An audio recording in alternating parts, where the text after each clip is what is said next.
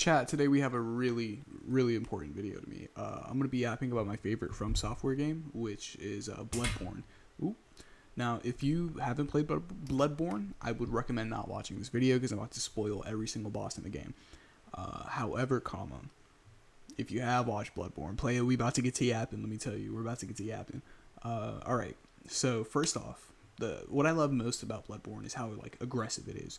You're forced to dodge, you're forced to lean into attacks, and you're forced to try to weaken the enemy and land something called a visceral. Now, visceral is you hurt an enemy, they get staggered, you come up and you just straight up rip their throats out, and you just rip that shit out. Love Bloodborne. So the first boss of the game is the tutorial boss. It's an optional boss, so you don't have to fight it. But if you do, you're climbing up these ladders in Yharnam, which is the city that the game takes place in, and you hear a big scream in the background, and it's a really cool scream. It shakes you a little bit, especially if you've never heard anything like that. From any of the regular beasts that are walking around right before you climb up that ladder to get to Central Yharnam. But then you make your way around, you find this bridge, there's an ogre and a few crows sitting at the end right before you run into the boss, and you find the cleric beast. And the cleric beast is just big, hulking, furry monster. It has horns and one really big hand that it swipes at you with, and its rib cage is exposed. Super gnarly. I love the the character design in Bloodborne, because it's very Victorian, Lovecraftian in some instances, and it's a nice design, good vibes to it, especially if you're into things of the goth variety or things of the Victorian era variety. It's a good tutorial boss. You shoot it in the head a few times. You land viscerals, attack its arm, and when you kill it, it's very satisfying. And then you move on to the second boss, which is Father Gascoigne. Now, I have a list right here, by the way, because I don't remember every single boss in order, and I want to talk about them in the order that they show up in the game. Father Gascoigne is probably my second favorite humanoid boss in the game. No, I'd say third. I'd say he's my third favorite boss, at least to fight against. He's not too terribly challenging. Backstory behind him, he has a wife and 2 daughters. You talk to the daughter through a window, and she gives you a music box, and the story behind the music box is Father Gascoigne is on the verge of turning into a beast himself. He's been killing beasts, and he's become somewhat bloodlusted, and when he gets into his bloodlusty ways, when he's losing control and about to beast out, he gets the music box played to him, and it helps calm him down. Well, his wife went out to look for him during the night of the hunt, which is when the hunter first arrives in Yharnam, and she forgets the music box, and tragically, Father Gascoigne ends up killing her, and then the daughter, the one who gives you the box, goes out to look for her mom and dad, and she gets eaten by a giant pig in the sewers. Very sad. Little to no happy endings in Bloodborne. But yeah, Father Gascoigne, I love his character design. I wear his clothes, the church garments, Father Gascoigne's wardrobe. I don't wear the hat most of the time. If you want a nice looking hat, a little cowboy looking hat, I would recommend that. But his robe is just it's a giant black robe with a silver chest piece underneath. It has a little dangly necklace to it, and the necklace moves when you run, which I think is super cool. It has a gray silver whitish scarf around his neck, which I also think is very nice. And then the second boss, optional boss as well, I believe is a Blood-Starved Beast. And the Blood-Starved Beast is in Old Yharnam. Old Yharnam is this part of Yharnam that got taken over with something called the Ashen virus? Something Ash. I know that. The whole town got turned into beasts. There's no human there besides these 2 hunters.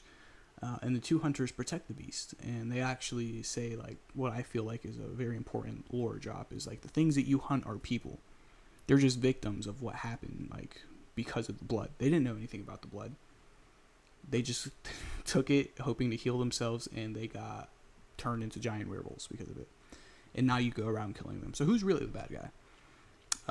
But yeah, you beat those 2 hunters, or you just run past them, let them live, and you beat the Bloodstarved Beast in this old broken church. Now, the Bloodstarved Beast is really gnarly looking. Like, it's like very skinny beast on all fours. It's poisonous. You get poison damage, so along the way you're picking up a bunch of antidote. I think the way that I beat Bloodstarved Beast in my most recent playthrough was I just threw a bunch of blood Molotov cocktails, because it's a blood-starved beast. So if you throw a bunch of blood over it, in like one direction, it's gonna go chase it, and then you just get your attacks on, and it gets pretty fast. I believe it has 3 stages. It's slower stage, and it's a little bit faster. Then it like yells and poison goes everywhere, and you gotta make sure you're not in the vicinity of that poison, or like you'll get hurt or poisoned, I guess, and then hurt. Overall, good boss, very fast. You gotta move around a lot. I enjoyed fighting Bloodstarved Beast. Number 2 on the list, or 3 on the list, is Vicar Amelia. Vicar Amelia is so cool, dog.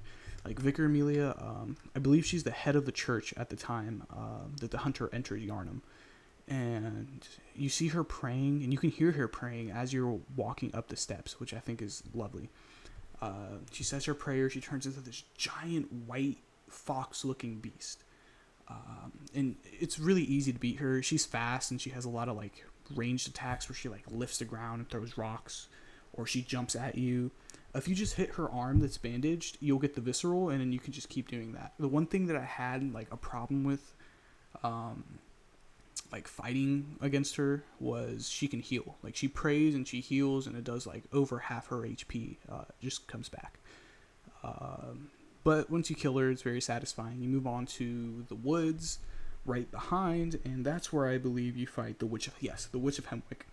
Hate that witch. I hate the Witch of Hemwick, man. She turns invisible, she spawns people in, and then there's like 2 of her, and you gotta kill the right one. Once you do, it's super satisfying. I remember there's this giant knight guy with an axe in this hut right as you're walking up to the witch's place.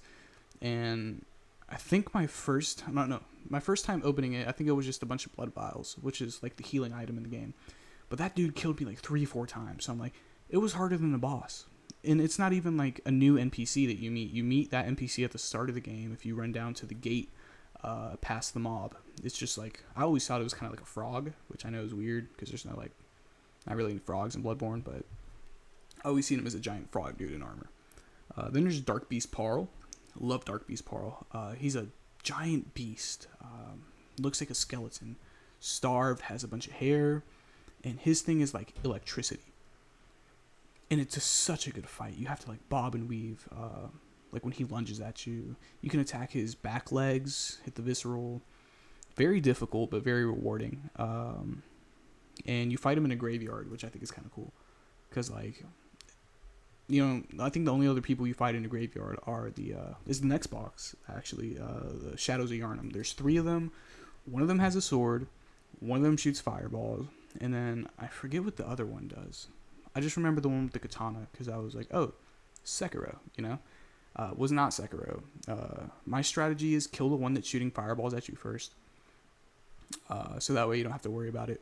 Kill the katana and then kill the last guy who's a tad easier than the other 2. I'm not going to lie to you.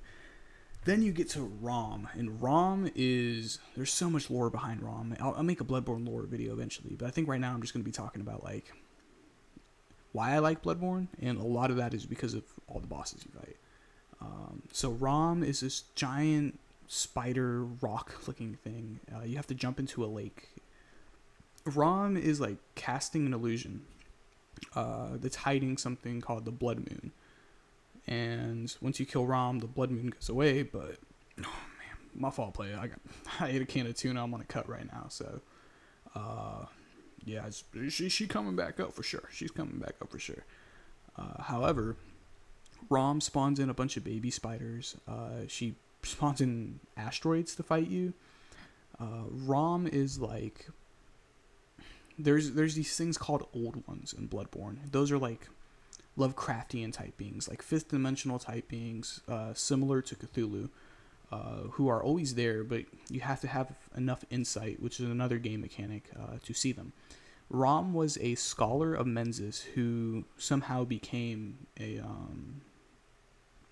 I believe it was the other great one. His name is Cause, who turned Rom into a great one. So now she's just like, I guess, nobly protecting the rest of the world by hiding the Blood Moon. You kill Rom. You come back. The game's changed. The everything's red. All the enemies are harder. There's new enemies. It's pretty cool how you can go from like just like a torn down city to absolute hell just from killing this one thing. The Celestial Emissary is just that's the next boss. It's just this giant Squidward looking dude. Really easy to fight. There's a bunch of smaller ones. You kill them, it's nothing too crazy. They kind of look like walking jellyfish. Then you have Amygdala, which is so cool because you can get Amygdala's arm as a weapon through the dungeons. Amygdala's another great one. Has a bunch of like arms similar to a spider. Very skinny, very big, and it has like an egg-shaped head with holes in it. So if you have like a fear of holes, I think it's called like tribophobia or something like that. I don't know. I should have looked it up because I have my phone in my hand. But super cool boss. Martyr Ligarius, you fight him in Canehurst. Big wizard guy, big wizard skeleton. He's protecting the Queen of Canehurst, the Queen of the Vile Bloods. You fight him on a rooftop. It's a really long boss like walk back, so if you mess up, you gotta walk like really far. And you take fall damage when you like mandatory fall damage when trying to get to him, which I think is like kind of stupid in my opinion. But yeah. After you fight him, there's this NPC called Alfred, and he is trying to kill the Queen of the Vile Bloods. So you can send him to the Queen after you meet him, and then he like crushes her with this giant wheel, and it's pretty sick. You can get that wheel as a weapon, which I think is nice. But there's this weird thing where if you bring like her remains, like the goop, and you bring it to a statue of this girl or this great one called Ebrietis. Oh, we're gonna say Ebrietis. She comes back, and I haven't tested it. I don't know if you can send Alfred back to kill her. I don't think Alfred comes back after you let him kill the Vile Blood Queen. But I think I might test that out in a little bit actually. Then you fight Mikolash, which is the sassiest dude in all of Bloodborne. He's like, oh, cause, or some say cosm. He is the head of a group called the School of Mensis. Basically, every group has a different way that they think they can reach like the status of a great one. And Mikolash, he has this cage on top of his head, and he communicates somewhat with the great ones because of that cage. Like if you walk around certain parts of Yharnam, you're going to see a bunch of scholars of Mensis just with that cage on their head. You'll see their skeletons; they're all dead. But Mikolash, he's alive in the nightmare, which is pretty cool. So after him, I should go straight to the DLC. The first boss is Ludwig the Holy Blade.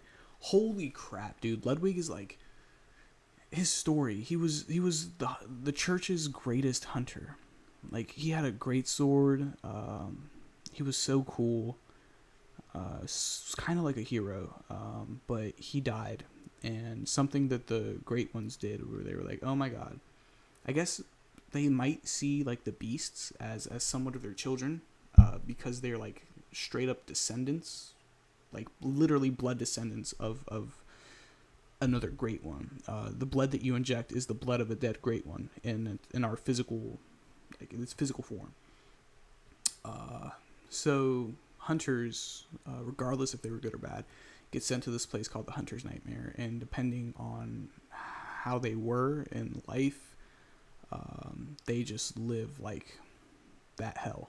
Ludwig got transformed into this giant horse guy with two heads, but one of his necks is cut off, and he shoots like liquid out of it that hurts. Super hard boss.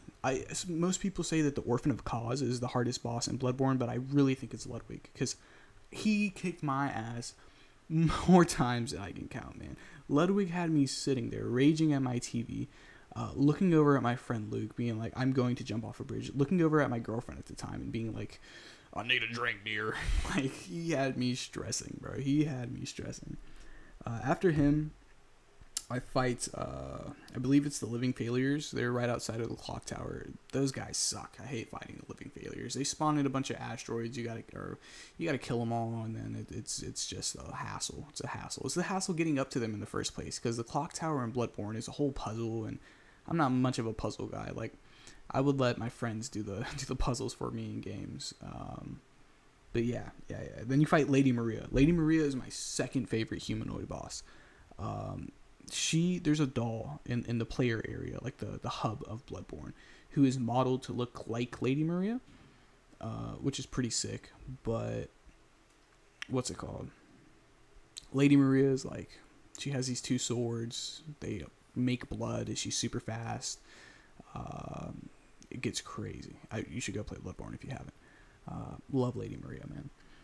Then you fight Lawrence, and Lawrence has a lot of it. He's like kind of the whole reason Bloodborne started in the first place. He founded the Healing Church, and when you see him initially, he's a giant cleric beast who's constantly burning. But when you find his skull and you place the skull in this altar, you fight him in his cleric beast form. He's just on fire, and there's like fire AoE attacks, and it's pretty cool. Yeah. But then after that, you fight the Orphan of Cause, which is the last boss of the DLC. He is what people call the hardest. For me personally, he wasn't too difficult. It only took me like 38 tries, but that's nothing compared to like Ludwig. I easily have over 200 attempts on him. That's pretty sick. And then you go back to the main game after you beat the Orphan of Cause. You fight the last boss, or second to last boss, Murgo's Wet Nurse. She's super cool. Big raven cloak lady, bunch of daggers, rushes at you. Not too hard to fight if you just like stick to her back and move around to the side. Very aggressive gameplay. And then you fight, if you find these umbilical cords throughout the game and you eat them, you fight kind of like your mentor. He is the host of the Hunter's Dream. His name is, oh my god, how do I forget his name? There's no way I forget his name. Oh my god. I'm hurting myself. How did I forget his name? Bloodborne? Gurman, the first hunter. He's the one who started the hunters. Man, he's just this old dude sitting in a chair. He gives you advice. Sometimes you can run around and you find him like Lawrence, where have you gone? Help me. Super old guy. I'm really disappointed I didn't remember his name. He was such a cool boss, and I wear his outfit all the time. But he has three ways the game can end. Technically, he could be your last boss, but if you eat the umbilical cords and you decide to fight him, the other two endings are you let him kill you and you wake up in the real world again, or you fight him and lose.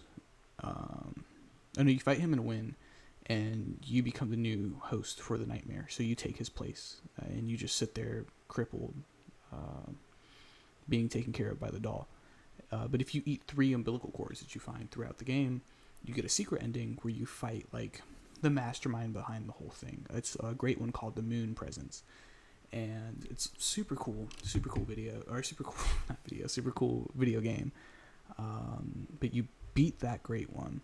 It tries to eat you, but because you ate those umbilical cords, there's like a little reaction in which you are then reborn as a infant great one, which just looks like a little blue worm. And the doll who takes care of you and helps you level up throughout the game cradles you, and she's like, oh good hunter, you did such a good job. But yeah, this is like turned into a 20-minute long video, man. I don't want to make it 20 minutes long. But yeah, Bloodborne is just the best Souls game out there, and if you haven't played it, I'd surely recommend you do. It's 10 out of 10. Would recommend to everyone. All right, thank you guys for watching. Love y'all.